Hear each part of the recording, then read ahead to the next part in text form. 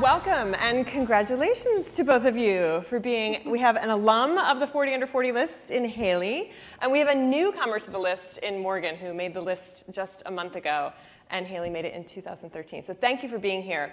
We have some other 40 Under 40 women here, so raise your hand if you've been on Fortune's 40 Under 40. Let's see. We have some people here, I know we do. There we go. There's Catherine. Hi. Shy.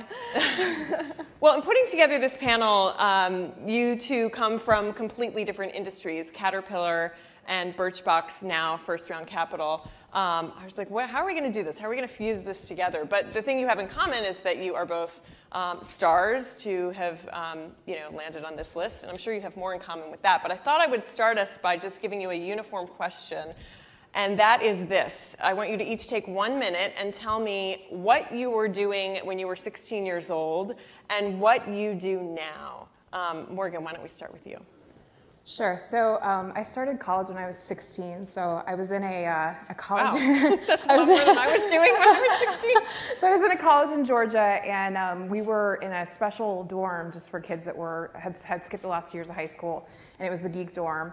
And every night we had curfew, we had RAs that would come in and check on us, and I was studying chemistry and psychology. And what are you doing now? Now you have 30 seconds. And now I am the chief of analytics at Caterpillar.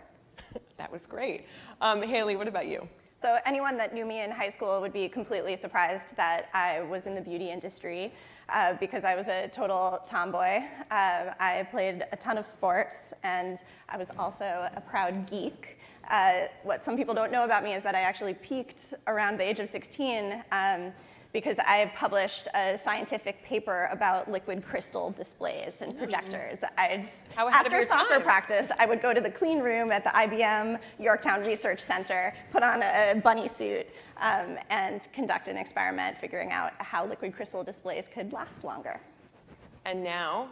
And now I am a full-time investor. So I work as a venture partner at First Round Capital. We're a seed stage fund. I'm based in New York. So I'm taking what I learned as a co-founder of Birchbox, the mistakes and the lessons and all of that, and I'm helping the next generation of entrepreneurs raise funding.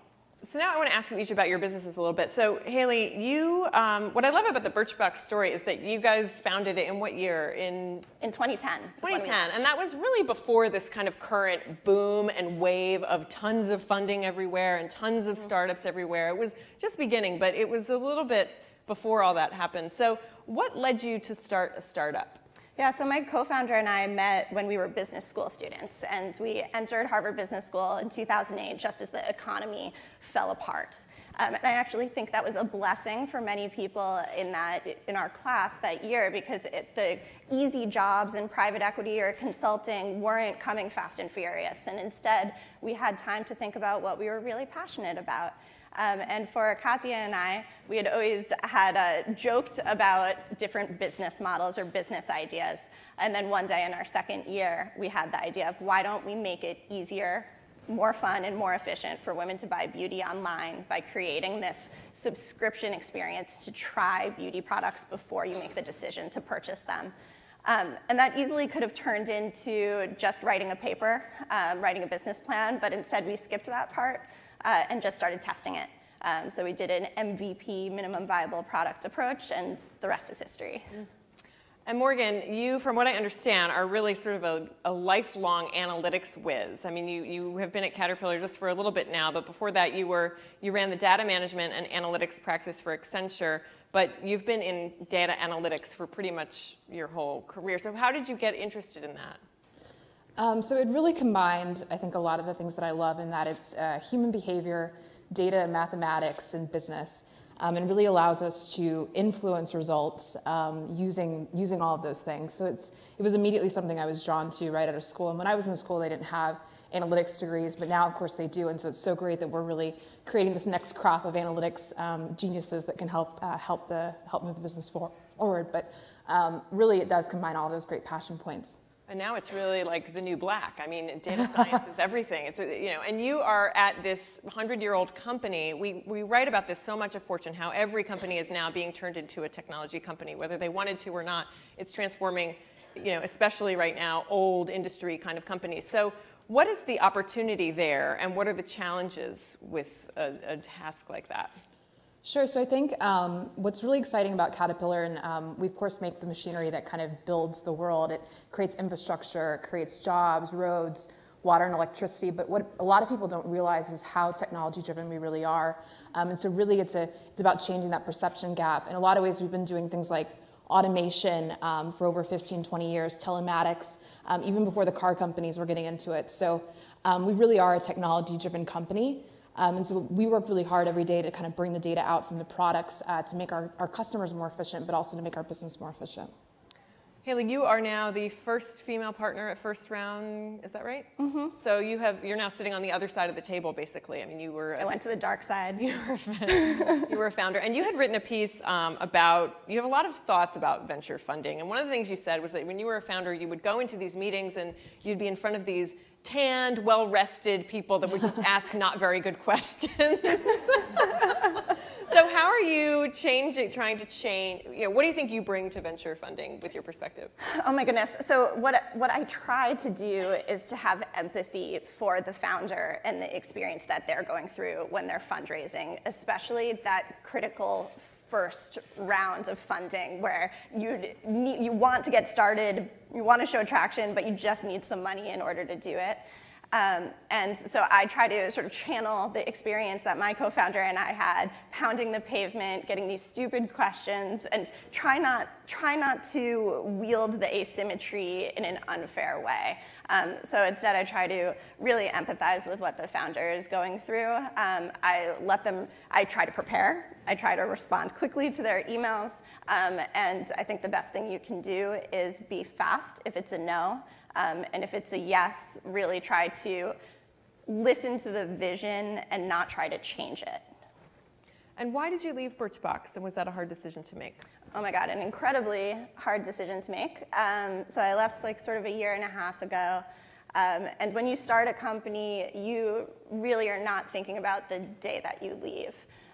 For me, it was after 6 years. I was incredibly proud of everything that I'd built at Birchbox. I loved every single phase. I loved the beginning, I loved the growing, I loved the scaling. But for me, it was really about wanting to do other things and wanting to have more breadth. So after 6 years of going deep into the beauty industry and Birchbox had sort of matured into the business model, I wanted to go back to the early stage and help people make newness in the world. And you're still on the board. I'm still on the board, which, I mean, that was a big transition to go from operating and knowing every single detail, because I'm a very data-driven person, to coming into the board meeting and being surprised and not knowing everything, and trying to stick to operating at that higher level, and not try to get my hands dirty, just help as a board member, not an operator. Morgan, we're going to go to questions in a minute, so if anybody has questions, start thinking about it. But Morgan, did you have any critical mentors along the way that sort of helped you get to where you are today? I would say that most of my bosses have been really fantastic mentors. I try to align myself with people that I am really inspired by and that have a great sort of depth of experience and a great vision for the future. So most of my bosses, I would say, have been really good mentors. I don't have people I think that I've sort of like seeked out or looked for outside of that relationship. What would you tell yourself, what do you wish you knew when you were 16 that you know now? Don't compromise who you are for a job or for a role or for somebody else. I hate all of those women's leadership classes that teach women, don't say sorry, don't be polite, don't be yourself, right? I mean, that's diversity and the way that we are really is what makes us all different and makes us work really effectively together. So I wish I'd known that and sort of been more confident in my own skin. To be yourself. Yep. Like Hayley, what about you? In terms of mentors, I don't think I ever had a formal mentorship relationship. I think it was just sort of being surrounded by people that I took little tidbits from. And I think in the tech industry in particular, female role models were incredibly important and still are, and it's part of the reason that I'm like excited to be on this stage as a VC now. And there were sort of people a few years ahead of us. When we were starting Birchbox, we looked to the Rent the Runway co-founders. We looked to the Guild Group co-founders. There were people who looked like us and who were similar, and we were like, well, if they can do it, if they're creating incredible, successful e-commerce businesses, then maybe we can too. And we did have some interactions, and we're friendly with the Guild Group co-founders and the Rent the Runway co-founders, but it wasn't like a will you be my mentor kind of thing. Who's got a question? Anyone? I can't see. Oh, there we go. Julie Eaton with DuPont. This is a question for Morgan. I have a high school daughter who's made it to the other side and likes math and science, but she particularly likes math. And so we've talked about today coding for the future and engineering, but I'd like to hear from you a little bit about some of your recommendations and the courses that get you into an analytics type degree. Yeah, so I mean, there are definitely fantastic targeted analytics programs out there, but I think statistics, obviously having a great background in mathematics and science even, and then we look for people that have great financial acumen, so people that come from finance degrees or business degrees with sort of a finance leaning. All of those are great things that really make successful data scientists that we've found. We'll give one over there. Hi, Amy Schatt. I'm actually a founder of an early stage startup.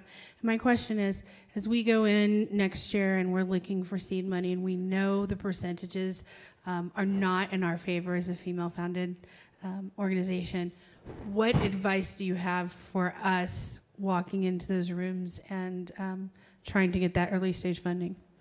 Yeah, so it's a great question. I think that there's one thing that I coach female founders about, and I think sometimes female founders are frankly too practical.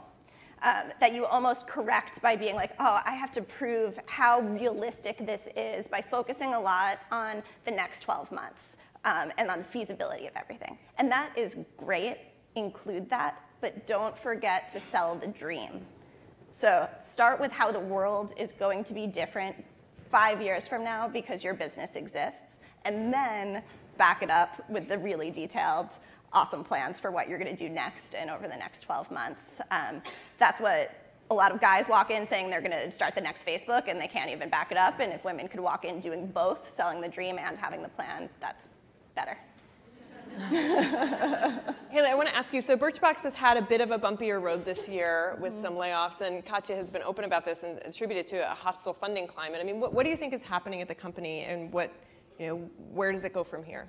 Yeah, so I think it has been a tough year for Birchbox after years of hyper growth, growing extremely quickly, and having funding readily available to fund that growth. We have had to swing the pendulum from focusing on growth and sacrificing profitability to focusing more on profitability. And frankly, I think that's healthier.